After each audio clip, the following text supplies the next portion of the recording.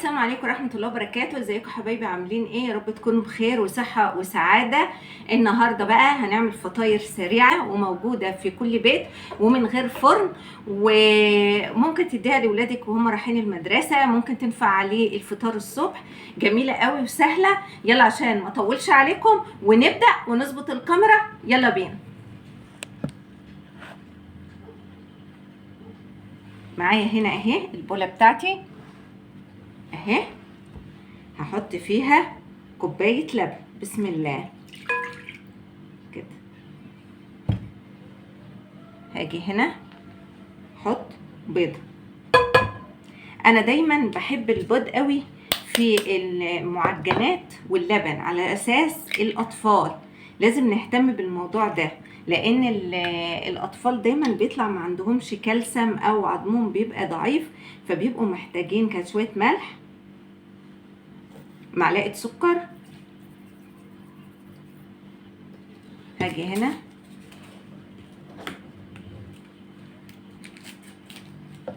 فانيليا،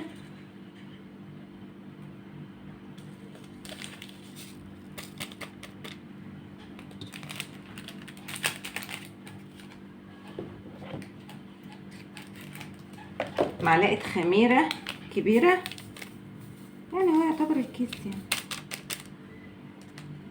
وهقلب الكلام الجميل ده مع بعض كده.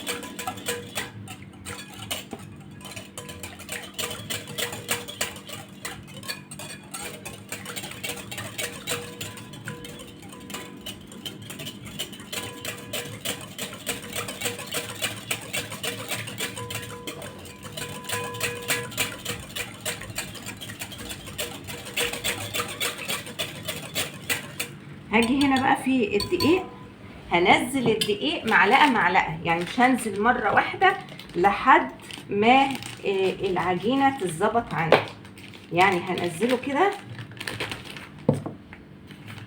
اهو، معلقة معلقة. بسم الله كده واقلب.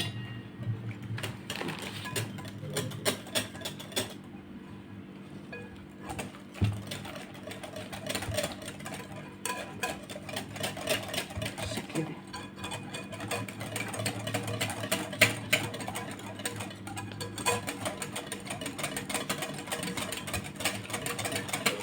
ارجع انزل تاني اهو كده.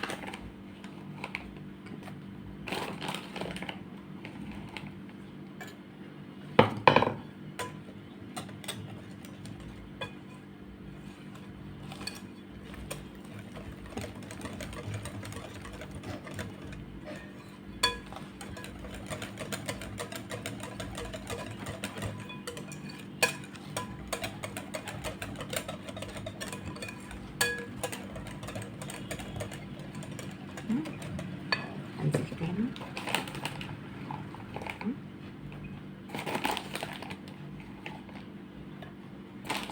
كده، بيبقى افضل ما تقومي حاطه المقدار كل مره واحده وتفاجئي بقى ان العجينه لا محتاجه دقيق، لا محتاجه لبن كده يعني.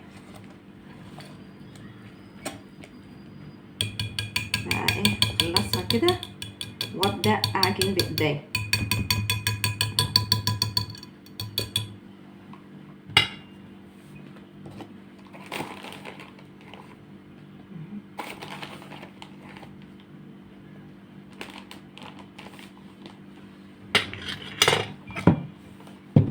بس شويه عشان يبقوا سهل اخد منهم على طول.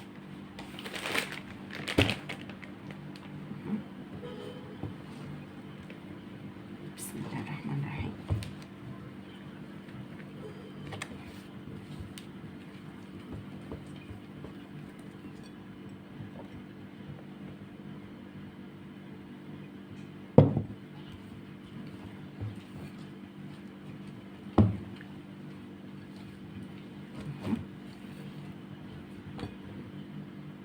عجنتها اهو اهو بالشكل ده.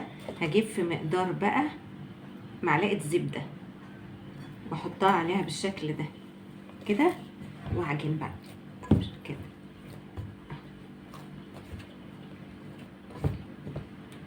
لحد ما تطرى في ايدي، تبقى جميله كده اهي. بصي اضربي ما ترحميها.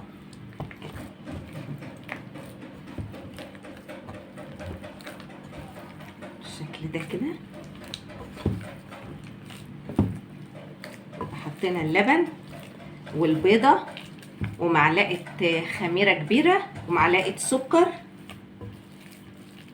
وبعد كده حطينا الدقيق بالتدريج، وبعد ما عجنتها حطيت الزبده زي ما انتم شايفين كده، واهو بقى واعجنها بقى لحد ما تديني عجينه طريه خالص في ايدي. سهله وبسيطه ومكوناتها عندي، واشكل بقى زي ما انا عاوزه كده في بيتي.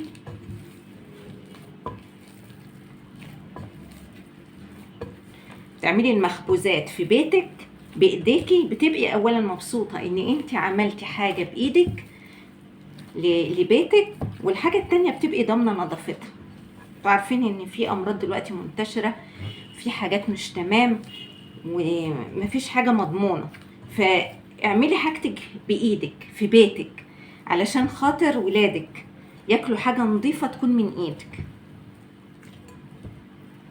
انت اللي عجناها وانت اللي ضامنه نظافتها اهي.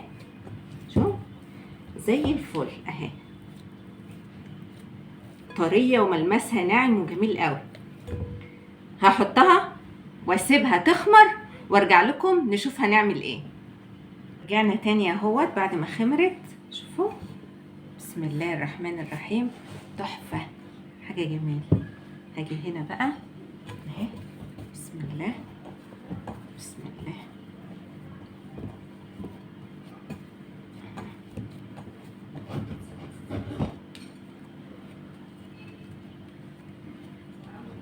عندنا بقى شويه دقيق كده، عاوزه اقول لكم العجينه ناعمه وجميله قوي.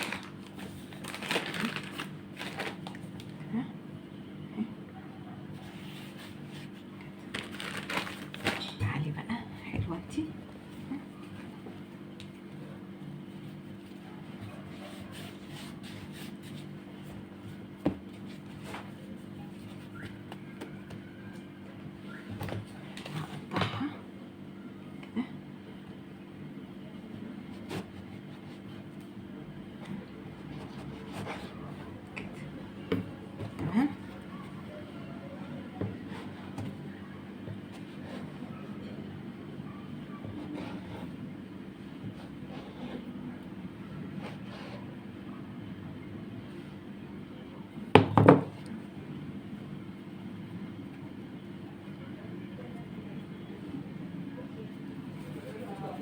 منها كورة كده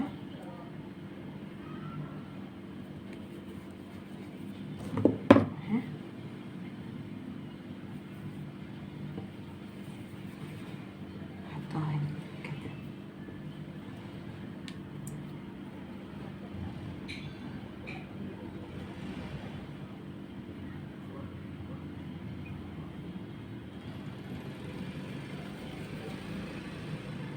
كده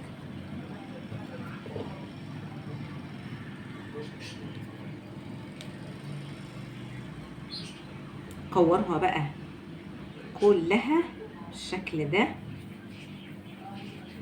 كور وسط يعني زي البرتقانه كده الصغيره، تكون وسط اهي كده اهي بالشكل ده كده.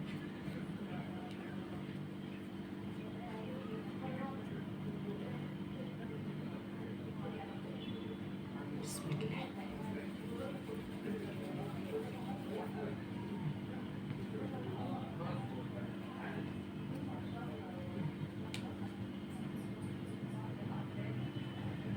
كورتها كلها بالشكل ده، كور كده تمام، وهغطيها تاني واسيبها برضو تخمر،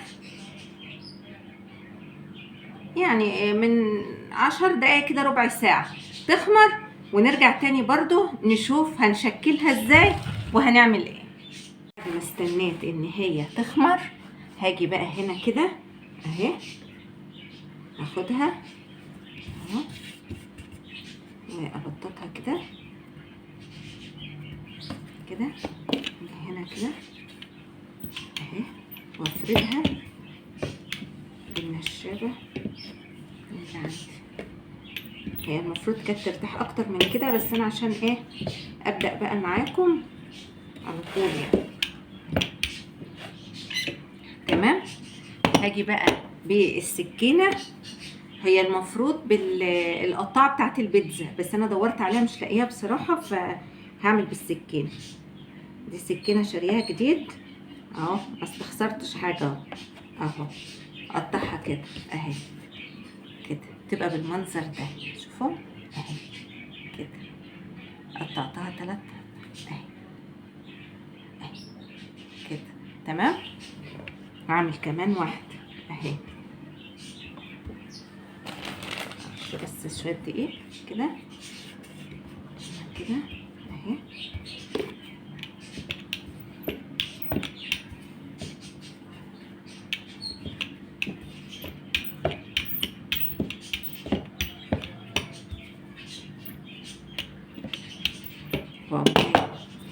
بالسكينه بتاعتي الجميله، او قطعت البيتزا اللي عندي، وهقول قطعه كده كده كده. قطعه ايه اهي، اوريها لكم تاني اهي بالشكل ده كده. هشتغل بقى على كل دول بهذا ان انا اعملها واقطعها قدامكم بالمنظر ده اهي. كمان واحده بالشكل ده. بسم الله.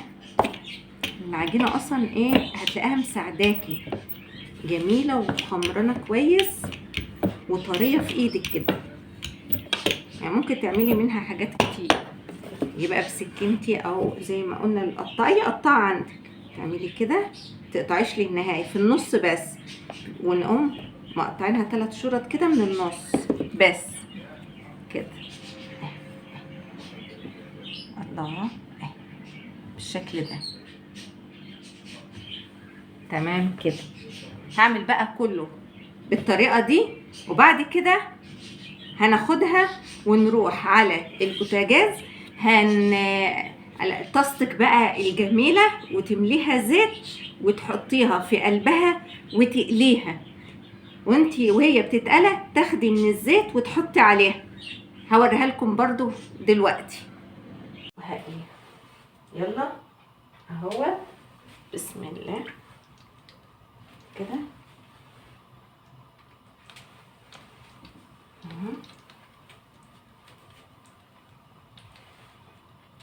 الصغنونه ده اهي بالشكل ده.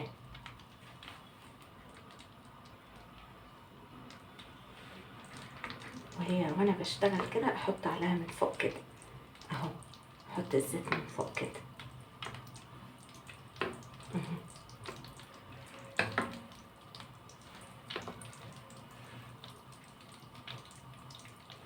اهي بعد ما طلعت اهي، جميله جميله جميله تحفه، شكلها جميل قوي.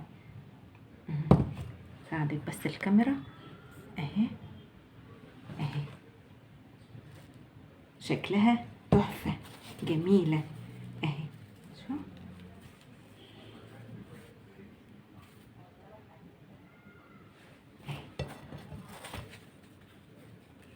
عاوزه اقول لكم طعمها كمان تحفه. عاوزه بقى ايه، ممكن تحطوا عليها سكر بودره للاطفال، يعني لو كده ممكن شويه سكر بودره بقرفه وتترش عليها، بس عشان احنا بنحب ناكلها كده ما بنحبش عليها حاجه مسكره جنب الشاي، بتبقى افضل. بس للاطفال ممكن تحطي عليها سكر بودره. جميله جميله اهي. شو الجمال اهي، مستويه وجميله وما خدتش وقت، وبامكانيات موجوده في البيت، وما فيش فرن، يعني مش هنتعب. الجو حر وحكايه توليع الفرن ده بيبقى فيها مشكله شويه. على السريعه اهيت على البوتاجاز ما فيش اي مشكله. يا رب تكون عجبتكم، ويا رب كل الوصفات اللي انا بقدمها تكون بتعجبكم. وفي يوميات ماما ويوسف، ويا ريت تشتركوا في القناة، وعاوزة لايكات كتير عشان تشجعوني اقدم لكم كل ما هو مفيد وكل ما هو جديد في يوميات ماما ويوسف. اسيبكم في رعاية الله، والسلام عليكم ورحمة الله وبركاته.